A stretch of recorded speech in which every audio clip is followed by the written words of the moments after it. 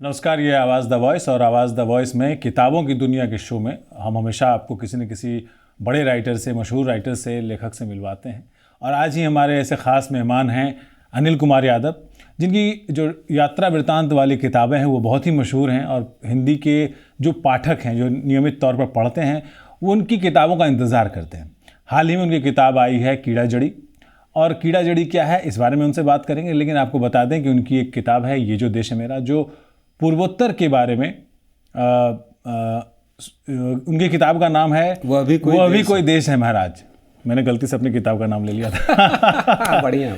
तो यह भी कोई देश है महाराज, ये एक ऐसी किताब है जो पूर्वोत्तर के बारे में बताती है और बहुत गहन दृष्टि से यात्रा वृत्तांत के जरिए एक वहाँ के इतिहास के बारे में, वहाँ के भूगोल के बारे में, वहाँ की दंत कथाओं के बारे में बात करती है और बहुत गहरी पड़ताल हुई है। सीधे उनसे बात करते हैं। बहुत बहुत स्वागत अनिल जी आपका इस कार्यक्रम में। बहुत शुक्रिया आपका।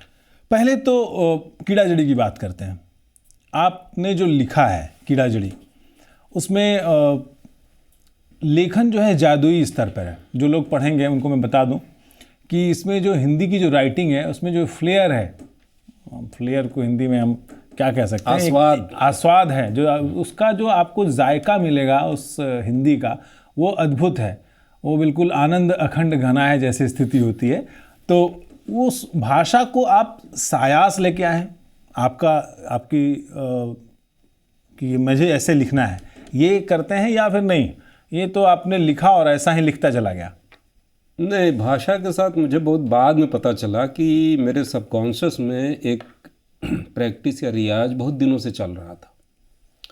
और वो रियाज ये था कि किसी बने बनाए फ्रेम में पढ़ने के बजाय, किसी बनी बनाई भाषा को अपनाने के बजाय, जो जैसा है, जो चीज़ जैसी है, उसकी जैसी तासीर है, उसका जैसा अर्क है, उसका जैसा इसेंस है, उसको कैसे पकड़ा जाए।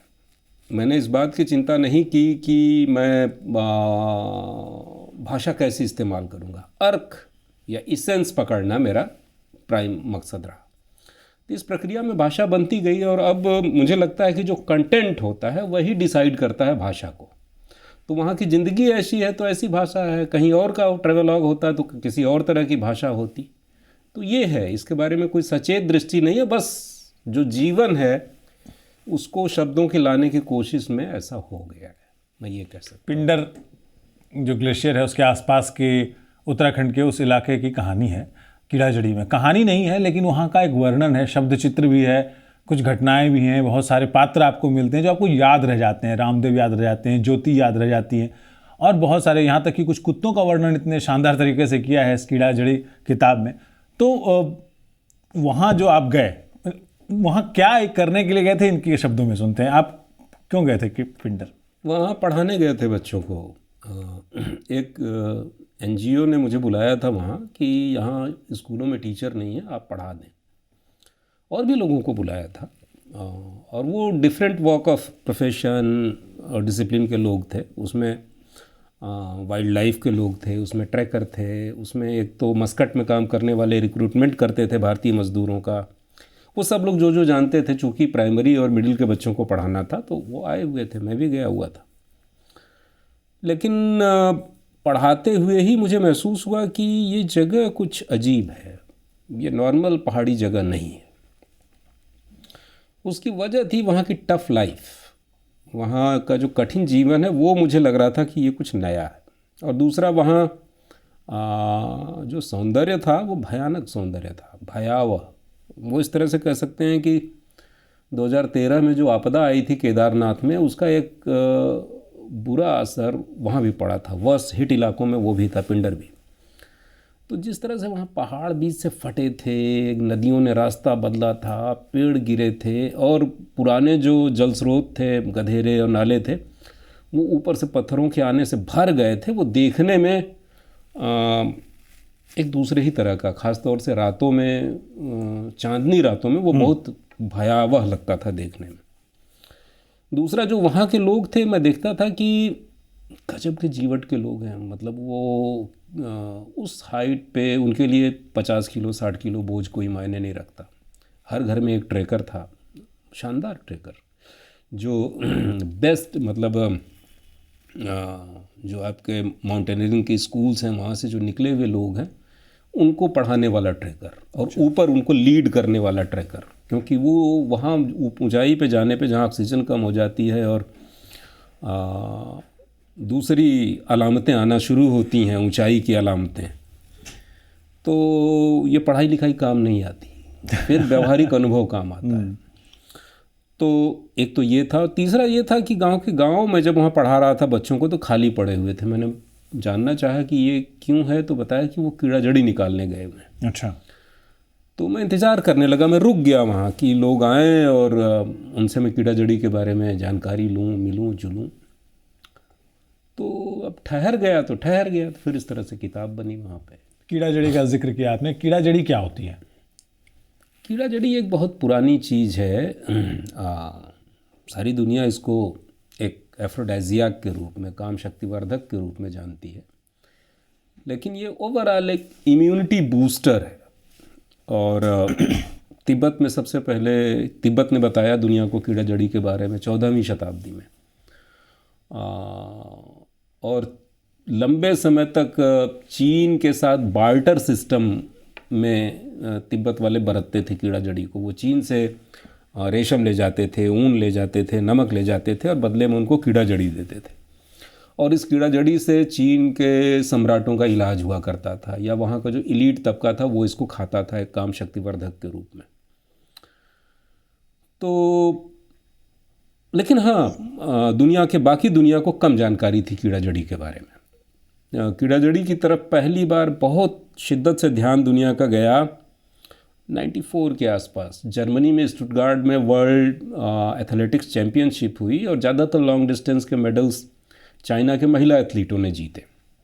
सारी दुनिया में तहलका मच गया, मांग हुई कि इनका डोपिंग टेस्ट कराया जाए। डोपिंग में भी कुछ नहीं मिला। तो जो उनका कोच था उसने प्रेस कॉन्फ्रेंस करके बताया कि हम अपने खिलाड़ियों को बहुत हाई एल्टीट्यूड में, जहाँ कम ऑक्सीजन होती है, वहाँ प्रशिक्षित करते हैं और उनको कीड़ा जड़ी, जिनसेंग और गधे की खाल का सूप पिलाते हैं, और ये इनकी परफॉर्मेंस की वजह है। तो अब जैसा कि होता है, पश्चिम के लोग ऐसी चीज़ों के पीछे पड़ जाते हैं, तो वो पड़ गए। फिर इसके बारे में खोजबीन शुरू हुई और इस तरह से लोगों को कीड़ा जड़ी के बारे में पता चला। और कीड़ा जड़ी है क्या? तो कीड़ा जड़ी थोड़ी अजीब सी संरचना है। कीड़ा जड़ी आधा कीड़ा है और आधा वनस्पति है। अच्छा। ये दोनों का अजीब सा मेल है। तो एक फंगस है, वो एक कैटरपिलर को इन्फेक्ट करता है, बहुत स्मार्ट फंगस है, और कैटरपिलर के ही बॉडी में रहने लगता है ज़मीन के नीचे।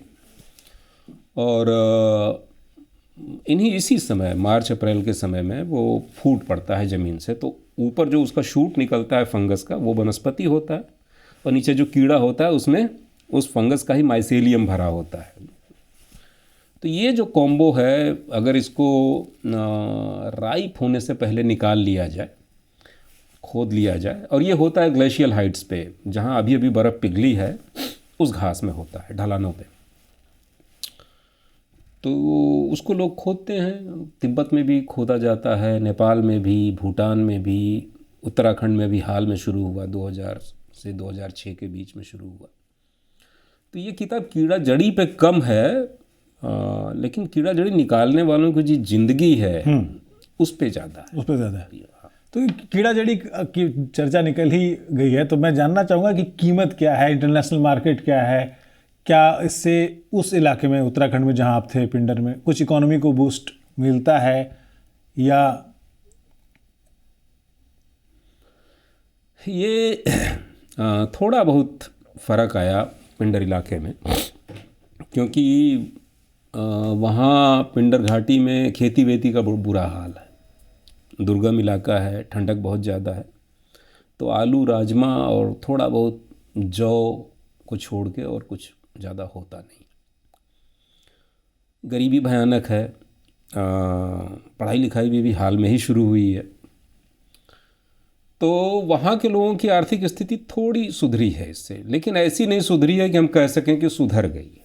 मतलब इतना ही हुआ है कि जैसे किसी ने अपने बच्चे का एडमिशन बागेश्वर के किसी स्कूल में करा दिया।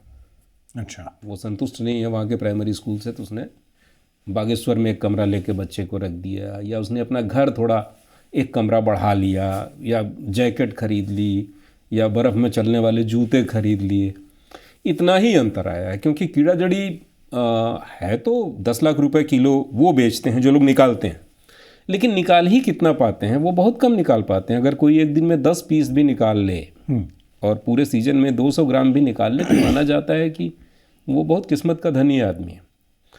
तो ऐसा कोई समृद्धि नहीं आई है। और इस विडंबना ने ही मेरा ध्यान खींचा था कि जहाँ सरकार नहीं पहुँचती, कलेक्टर नहीं पहुँचता, कोई डेवलपमेंट की एजेंसी नहीं पहुँचती, ये जो सारी दुनिया के लोगों की जो हवस है, जो एक सेक्स के प्रति जो उनकी हवस है, पिपासा है, वो वहाँ थोड़ा बहुत पैसे कमाने का जरिया बन रही है और डेवलपमेंट का भी जरिया बन रही है।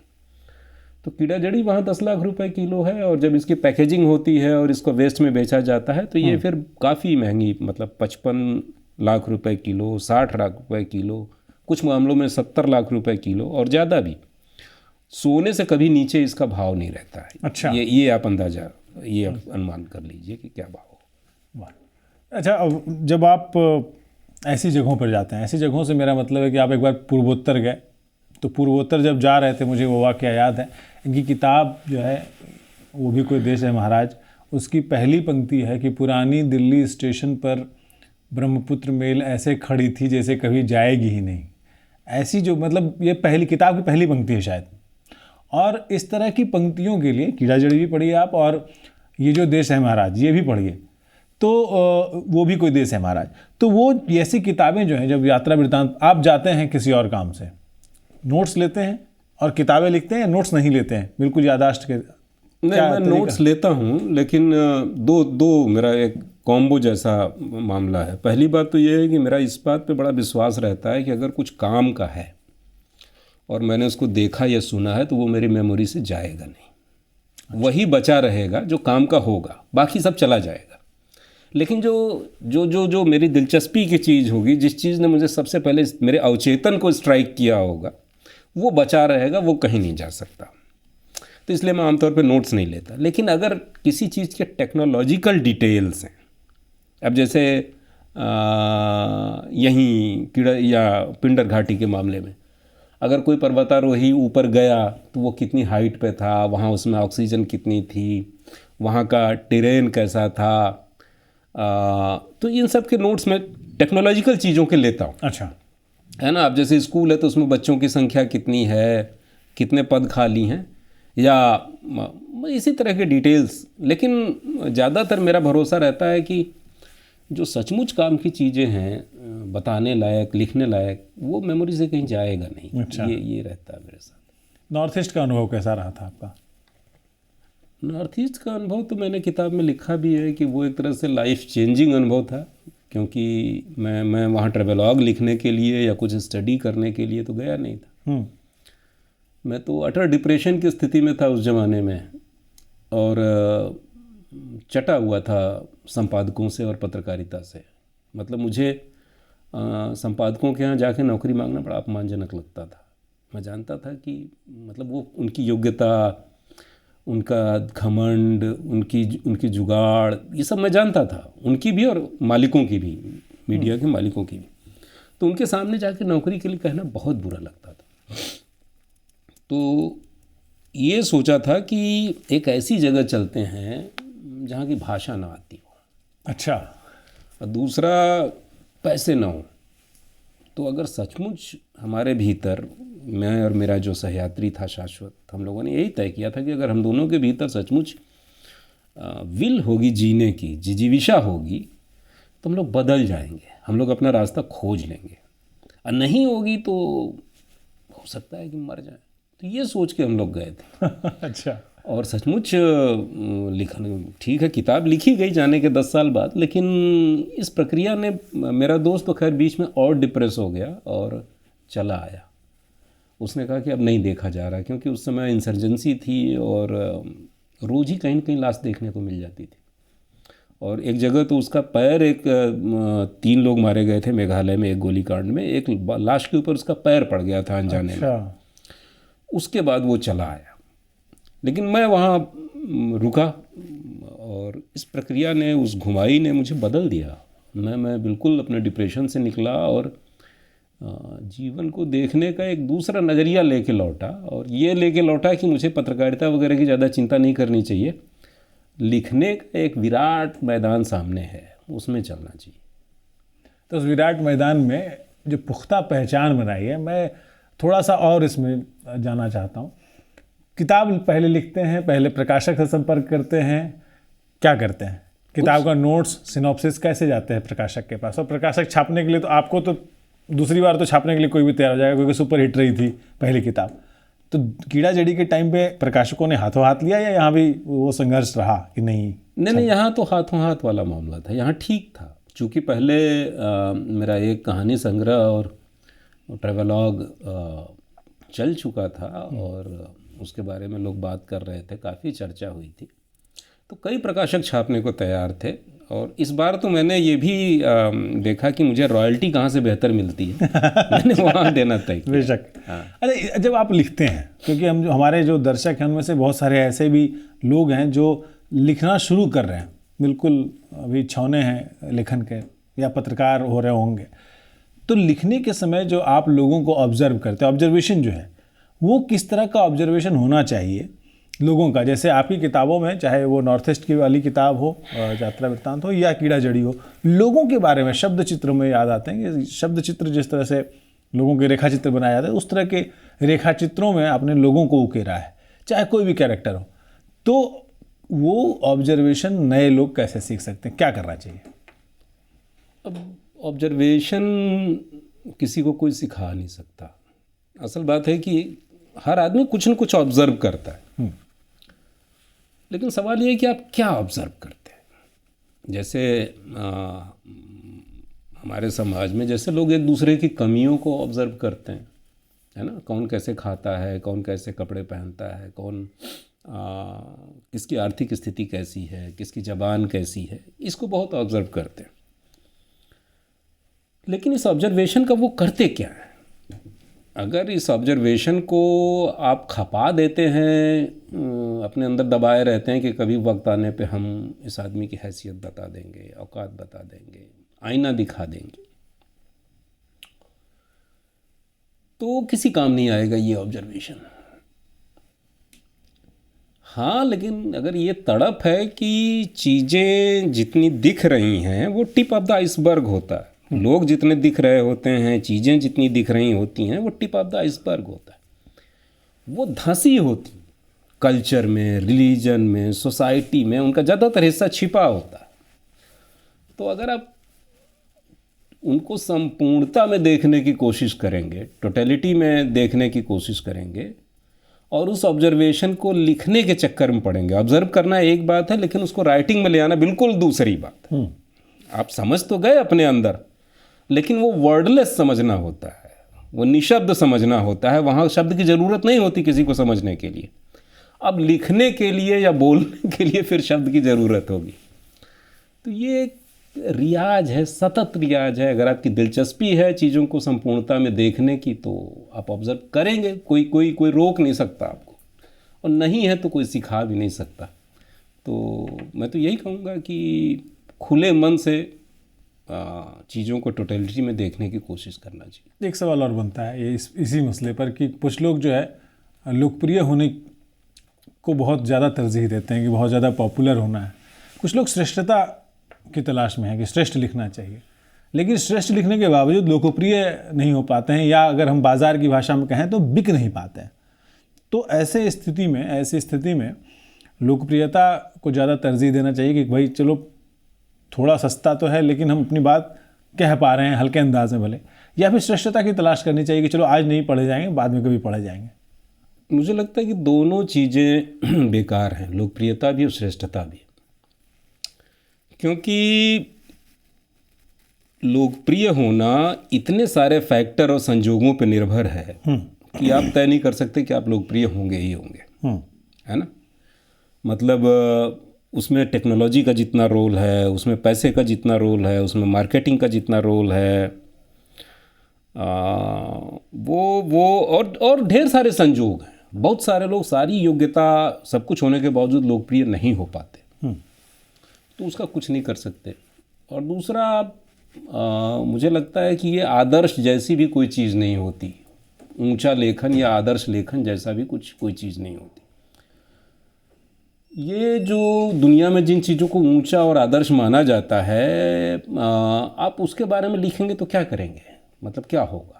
वो चीज़ें आज से 100 साल 50 साल पहले आदर्श घोषित की गई थी और उनका एक शाश्वत मूल्य, वो हमेशा आदर्श रहेंगे हो सकता है। वो आदर्श इसीलिए हैं कि वो अभी तक अचीव नहीं की जा सकी हैं, वो अनअचीवेबल चीज़ें। तो आपका लिखा हुआ अगर आप आदर्श के चक्कर में पड़ते हैं तो घुटन, ऊब और हताशा भी पैदा कर सकता है कि ये बहुत आदर्श की बात कर रहे हैं और इससे पहले बहुत लेखक भी आदर्श की बात करते थे, कहाँ है वो आदर्श। मुझे लगता है कि लिखना खुद को एक्सप्रेस करने के लिए होना चाहिए कि मैं जो सोचता हूँ दुनिया के बारे में, संबंधों के बारे में, लोगों के बारे में, स्थितियों के बारे में, इस दुनिया की जैसी तस्वीर मेरे भीतर बनी है और जिस तरह की दुनिया मैं चाहता हूँ उसके बारे में लिखना चाहिए और बाकी भूल जाना चाहिए। क्योंकि साहित्य में तो लोकप्रिय होना बहुत रहस्यमय चीज़ है। अब जैसे दोस्तोवस्की जीते जी कुछ नहीं, मैं दोस्तोवस्की को 100 साल 150 साल लगा, मतलब वो लोगों तक पहुंचने में। बहुत सारे लेखक हैं। तो ये तो होता है कि वो मर गए, उसके 50 साल बाद उनका नाम लिया जाता है। तो बहुत चिंता नहीं करनी चाहिए लोकप्रियता वगैरह की। ज्ञानरंजन जी ने आपके बारे में टिप्पणी की कि लेखक पद का दावेदार नहीं है, वो जीवनदायी अन्वेषण करता है। और आपकी किताब को उन्होंने कहा कि ये हिंदी साहित्य की अकेली कृति है, इसके जोड़ या तोड़ की कोई रचना अभी तक नहीं हुई है।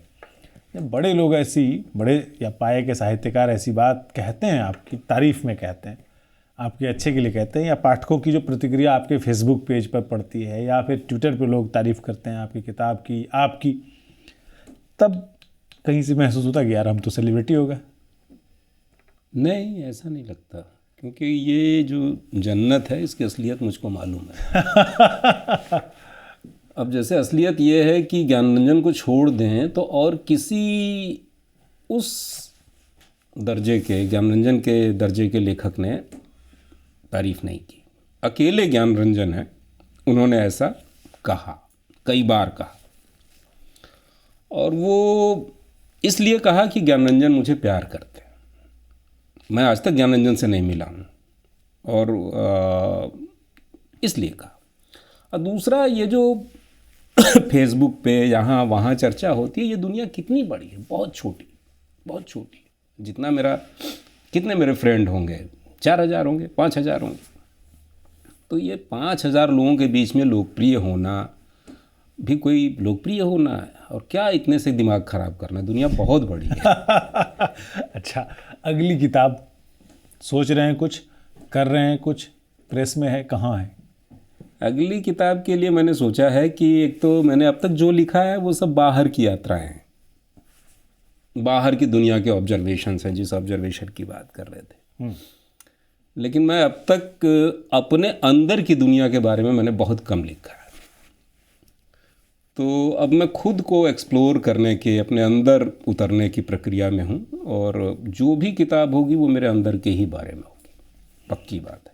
तो अनिल कुमार यादव की अगली किताब जो है वो अंतर यात्रा की किताब होगी। मैं शीर्षक टाइप बता रहा हूँ, मैं अंतर यात्रा।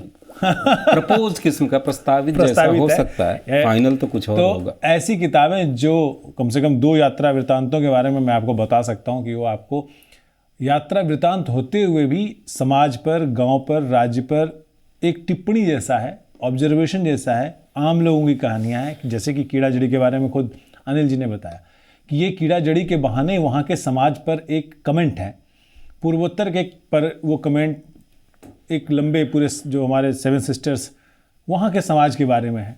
तो ऐसी किताबें आप पढ़ें जो आपको बाहर होते हुए, जैसे कि एक सवाल में मैं समअप कर रहा था लेकिन मेरे मन में अचानक वो सवाल आ गया कि आपने एक जिक्र किया था पूर्वोत्तर के बारे में, जो कि वहाँ पर बांस में फूल आए तो क्रांति हो गई, वो कैसे हुआ? ये तो बहुत मशहूर किस्सा है, लेकिन हाँ, बांस में फूल आते हैं तो फिर क्या होता है कि चूहे उसको खाते हैं, और वो चूहों का काम शक्तिवर्धक है, जो बांस के फूल हैं वो चूहों का काम शक्तिवर्धक है, तो इससे चूहों की आबादी बहुत बढ़ जाती है, बहुत ज़्यादा। अब जब बहुत ज़्यादा चूहे पैदा हो जाते हैं तो वो हर चीज़ खाना शुरू कर देते हैं जो उनके आसपास। तो अब स्थिति ये हो जाती है कि कुछ बचता ही नहीं, ना अनाज ना कपड़े, कोई भी जो उनके खाने लायक चीज़ है वो बचती ही नहीं। यही मिजोरम में हुआ। अब वहाँ उसको बोलते हैं मिजो में मौतम, मतलब एक ऐसा अकाल जिसमें मृत्यु अवश्यंभावी। अच्छा। तो अब वो पड़ गया अकाल, तो अब सरकार ने कुछ नहीं किया, जैसा कि होता है। अब नेचुरल कैलेमिटी है, चूहे ज़्यादा पैदा हो रहे हैं, अनाज खा रहे हैं, तो सरकार क्या करे। ये 1952 वगैरह की बात है, उसी के आसपास। एग्जैक्ट ईयर तो मुझे नहीं याद है, लेकिन लालडेंगा जो है वो फौज से रिटायर हो गया था, सिपाही था, वो रिटायर होकर ड्राइवर था। और लालडेंगा ने क्या किया कि एक कमेटी बनाई और लोगों को अनाज भेजना शुरू किया दूर दराज के इलाकों तक। अब जहाँ सरकार नहीं पहुँच रही थी, एडमिनिस्ट्रेशन नहीं पहुँच रहा था, लालडेंगा के लोग, कुछ उसमें रिटायर्ड फौजी भी क्योंकि संख्या ज़्यादा थी, वो वहाँ पहुँचने लगा, अनाज पहुँचने लगा। और फिर एक स्थिति ये आई कि लालडेंगा ने हथियारबंद क्रांति का कॉल दिया। उन्होंने कहा कि जो सरकार जिसको आपकी ज़िंदगी और मौत की परवाह नहीं है, उसको आपको उखाड़ के फेंक देना चाहिए और मिजोरम को अपने आप को आज़ाद घोषित कर देना चाहिए। तो यही किया उन लोगों ने। वहाँ का रेडियो स्टेशन कब्जा कर लिया, एयरपोर्ट कब्जा कर लिया, और फिर सेना भेजनी पड़ी, और फिर उसके बाद समझौता हुआ और लालडेंगा फिर मुख्यमंत्री बने। तो वो बांस के फूलों ने ये बांस के फूलों ने मिजोरम में इतिहास और भूगोल बदलने की कोशिश की, इतिहास बदल दिया, बहुत सारे संघर्ष हुए। तो ऐसी ही बहुत दिलचस्प कहानियाँ होती हैं। तो मेरा दर्शकों से अनुरोध है कि अगर आपने अभी तक अनिल कुमार यादव को नहीं पढ़ा है तो खोज कर पढ़ें। खोज कर पढ़ेंगे तो आपको जाहिर है ऐसी बहुत सारे अनसुने किस्से मिलेंगे। अगर आपने सुना है तो उसको अलग कोण से उनकी किताबों में मिलेगा। बहुत बहुत शुक्रिया अनिल भाई साहब, आप आए हमारे स्टूडियो में, बातचीत की किताबों की दुनिया में। हम उम्मीद करते हैं कि आपके अंदर की यात्रा वाली जो किताब है बहुत जल्दी आए। बहुत बहुत शुक्रिया आपका। बहुत बहुत धन्यवाद आपका।